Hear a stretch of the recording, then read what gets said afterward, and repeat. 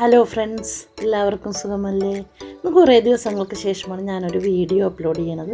എപ്പോഴും യൂട്യൂബിൽ അധികം ഷോർട്സ് തന്നെയാണ് അപ്ലോഡ് ചെയ്തുകൊണ്ടിരുന്നത്. അങ്ങനെയാണ് ഇന്ന് കട്ട്ലേറ്റ് ഉണ്ടാക്കാമല്ലോ എന്ന് വിചാരിച്ച് ഞാൻ ഒരു 1/2 കിലോ ബീഫ് എടുത്ത് കഴുകി, ബീഫ് കീമയാണ് കേട്ടോ നുറുക്കിയത്, എടുത്ത് കഴുകി നല്ല വൃത്തിയാക്കി വെള്ളമൊക്കെ കളഞ്ഞ് കുക്കറിലേക്ക് ഇട്ടു. അതിനൊപ്പം തന്നെ 3-4 ഉരുളക്കിഴങ്ങ് ഇട്ട്, മുളക് പൊടി ഒരു സ്പൂണ് മട്ടൺ മസാലപ്പൊടിയും പിന്നെ ഉപ്പും ഇട്ട്, 1 സ്പൂൺ ഇഞ്ചിയും വെളുത്തുള്ളിയും കൂടി ഇട്ട് അത് വേവിക്കാൻ വെച്ചിട്ടുണ്ട്. ആ സമയത്തേക്ക് നമുക്ക് തയ്യാറാക്കാനുള്ള മസാല റെഡിയാക്കാനുള്ളത് സവാള, ഒരു 2 സവാള, പച്ചമുളക്, ഇഞ്ചി, വെളുത്തുള്ളി, വേപ്പില ഇതെല്ലാം നുറുക്കി വെച്ചിട്ടുണ്ട്.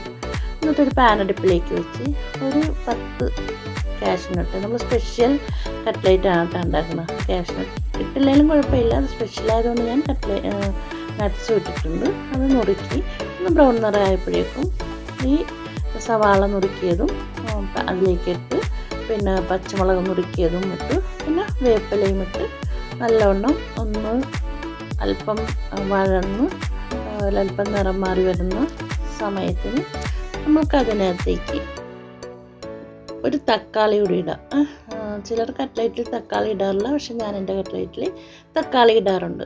ഒരു തക്കാളിയും നുറുക്കി അതുമിട്ട് നന്നായി വഴന്ന് വരുന്നുണ്ട്. നമ്മളുടെ കട്ട്ലേറ്റിനുള്ള മസാല റെഡിയായി വരുന്നുണ്ട്. ആ സമയം കൊണ്ട് നമ്മളുടെ വേവിക്കാൻ വെച്ച ഇറച്ചി കീമയില്ലേ, അത് വെന്ത് വന്നിട്ടുണ്ട്. അപ്പോൾ ഉരുളക്കിഴങ്ങ് മാറ്റിയതിന് ശേഷം ഒരു മിക്സിയുടെ കപ്പിലിട്ട് ഞാൻ അത് നന്നായിട്ട് വെള്ളം തൊടാതെ അരച്ചെടുത്തിട്ടുണ്ട്. അത് നമ്മൾക്ക് ഈ മസാലക്കൂട്ടിലേക്ക് ഇട്ട് കൊടുക്കാം. അതിനുശേഷം അതിനൊപ്പം തന്നെ പുഴുങ്ങിയ ഈ ഉരുളക്കിഴങ്ങും അതിനകത്തേക്കിട്ട് നമുക്ക് നന്നായി മാഷ് ചെയ്ത് മിക്സ് ചെയ്ത് കൊടുക്കാം. അപ്പോഴിങ്ങനെ ഈ ഉരുളക്കിഴങ്ങും പുഴുങ്ങിയതും നമ്മുടെ കീമയും മസാലയും കൂടി പതിയെ നമുക്ക് ഇതിനകത്തേക്കിട്ട് നല്ലവണ്ണം മിക്സ് ചെയ്ത് കൊടുക്കാം. ഇത് മിക്സ് ചെയ്തതിന് ശേഷം ഇനി ഇത് കുറച്ചുകൂടി നല്ല അല്പം കയ്യിലെങ്ങും പറ്റാതെ നല്ല വണ്ണം കിട്ടാൻ വേണ്ടി നമുക്കിതിനകത്തേക്ക് മല്ലിച്ചീര ഇട്ട് കൊടുത്തതിന് ശേഷം 2 ബ്രെഡ് എടുത്തിട്ട് ആ ബ്രെഡ് കൂടി മിക്സീൻ്റെ കപ്പിലിട്ട് പൊടിച്ചതിനകത്തേക്ക് ചേർക്കാം. അപ്പോൾ നമ്മൾ ബ്രെഡ് എടുത്തിട്ടുണ്ട്, അതുകൂടി പൊടിച്ചതിനകത്തേക്ക് ചേർത്ത് വീണ്ടും എല്ലാം കൂടി ഒന്ന് മിക്സ് ചെയ്തതിന് ശേഷം നമ്മൾക്കിത് നല്ല ഷേപ്പിൽ ഓരോ കട്ട്ലേറ്റും ഒരു അധികം വലിപ്പം വേണ്ട, ഒരു ചെറിയൊരു പിടി നമ്മളുടെ കയ്യിൽ പിടിക്കുമ്പോൾ അറിയാം, കണ്ടോ ഞാൻ എടുത്തിട്ടുണ്ട്. ഇതുപോലെ ഓരോ പിടി ഇങ്ങനെ എടുത്തിട്ട് ഒരല്പം എണ്ണ കയ്യിൽ തടവിയതിന് ശേഷം ഇങ്ങനെ എടുത്ത് നമുക്കൊന്ന് ഉരുട്ടി ഒന്ന് പതിയെ പ്രസ് ചെയ്ത് ഓരോന്നോരോന്നും അങ്ങനെ നമ്മൾ കട്ട്ലേറ്റ് റെഡിയായി, പൊരിക്കാനുള്ള കട്ട്ലേറ്റ് റെഡിയായിട്ടുണ്ട്.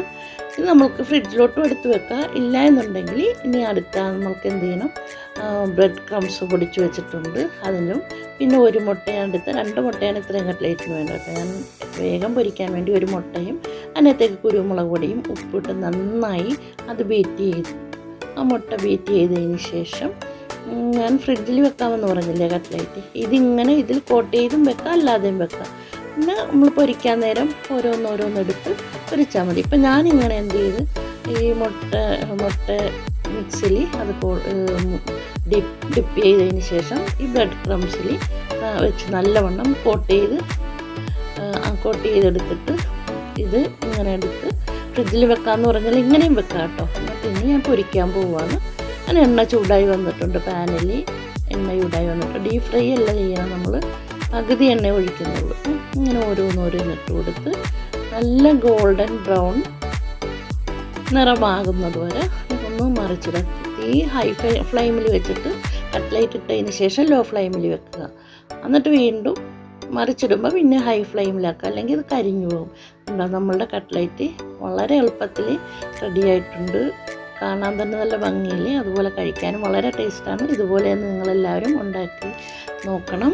എൻ്റെ വീഡിയോ ഇഷ്ടമായാൽ ഒന്ന് ലൈക്ക് ചെയ്തേക്കണേ, അതുപോലെ തന്നെ കമൻറ്റും ചെയ്യണം.